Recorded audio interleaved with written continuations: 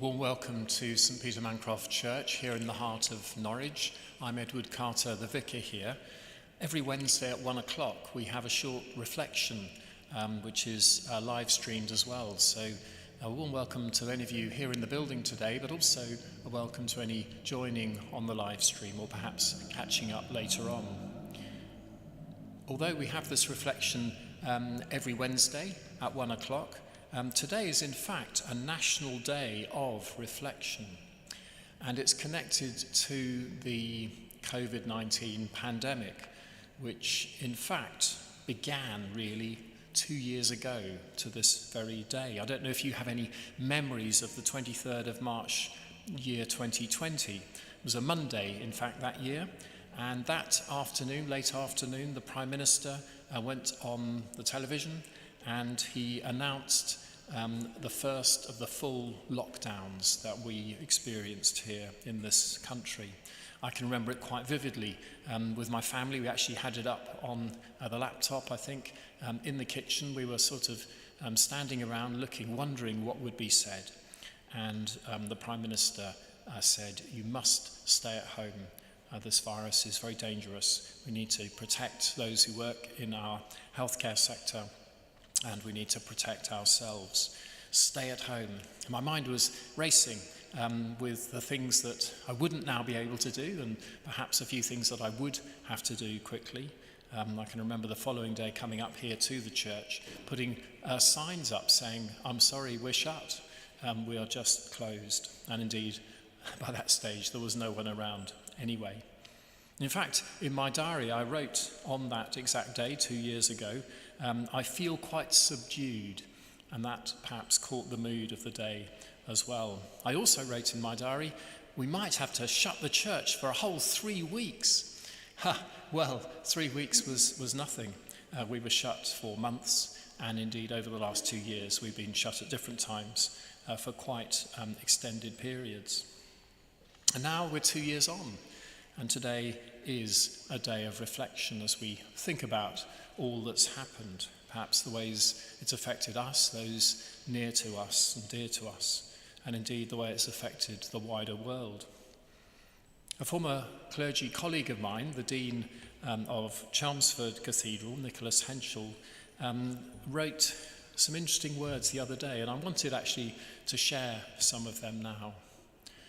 He wrote this: "For almost all of us, many of the wounds of the last 2 years, that sense of depletion and disorientation in particular, are still very much with us as we seek to evolve and adapt to a permanent readjustment." And he wrote, "We know about some of the impact that this pandemic has had. Yesterday," he said, "I was talking to someone who belongs to a bridge club. Excited as they were to be back together again, several players had literally lost their memories over the last 2 years. And given that a good memory is crucial for bridge, they could actually no longer play. They hadn't had COVID themselves. This was simply the impact of the collective trauma of the pandemic. And we're beginning to see that everywhere, a form of corporate post-traumatic stress disorder emerging in all sorts of unexpected places." Nicholas Henschel went on to write, "At the beginning of the pandemic, many predicted that the effects would maybe take 3 to 5 years to work through. Even that might now be looking rather optimistic.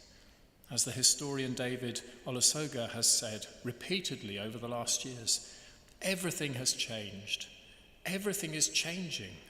Everything will change." And then my friend Nicholas wrote this interesting set of words as well. One of the best-selling books, in fact in the year 2015, was called "The Body Keeps the Score." And the book is now part of a growing body of medical research that's helped us recognize that emotional trauma, such as that we've been living through over the last 2 years, can hit even the most grounded among us with incredible power. In the words of another writer, emotional trauma isn't simply in your mind. It leaves a genuine, actual engraving or imprint on your very body. It shakes your memory It changes your mind. And stress and emotional trauma, perhaps from the death of a loved one, right through to a worldwide pandemic, and indeed now a war as well. These things can and do have a major impact on our bones, on our muscles, our tendons, our ligaments, our soft tissue, all the things that work together to support our body and help us move. So yes, the title of that book, The Body Keeps the Score, is actually very, very accurate indeed.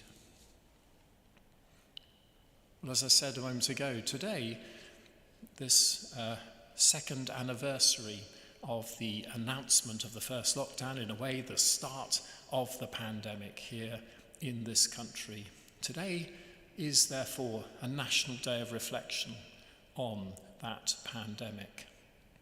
And the charity Marie Curie has particularly championed this as a day for reflection, especially given the important charitable work that they do. And I suppose for me as a Christian minister, I want to add in an extra question as we keep a day of reflection today. And that question is, where is the good news? Because the good news for Christians is the gospel. It's the good news of God with us in Christ. And on a day like this, a day of reflection, I think we're entitled to ask, where is the good news? How does the fact that we believe God is with us affect or change the way in which we recall all that's happened over the last 2 years? And perhaps we could answer that in many different ways. But one of the ways we might answer it is to remember the ways in which we all, in different ways, have been able, by God's grace, to show some of the great signs of God's presence with us. Those acts of care and kindness, compassion, the patience that we've had to show as well, perhaps forgiveness, the love we've shared, the thankfulness, even in the midst of everything else that we might have felt and spoken about. In the Bible, these things are referred to as the fruit of the Spirit, or the fruit, maybe even of the gospel, we might say. The things that God longs to see flourish and grow within us and amongst us as people here on earth. It's also true for the life of the church, which is those people who've actually said, yes, we believe that God is with us in Jesus Christ. And then the church in service to the world. Here at Mancroft, we've links with the food bank, and in other ways we try and serve this city, the events, and the musical events especially perhaps, that we put on here at the building. We seek to serve that others might be uplifted and even healed as well. So probably for Christians, that's the call in the midst of this pandemic, which of course hasn't run its full course yet. Although outside today is a lovely sunny day here in Norwich, it's teeming with people, the city centre, but nonetheless, I know more people today with COVID than I think at any stage in the last 2 years. The virus is still rife in our midst. Perhaps the call is for us to remember the call of God on us as individuals and collectively, that we might know God's healing presence with us, that we might share the ways of Jesus as we live our lives day by day. Faith, religion, none of them are like a kind of magic trick that will make things better.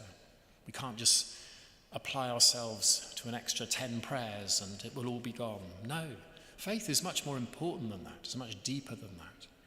Faith is part of the journey we take through all of these challenges, these events which are so traumatic.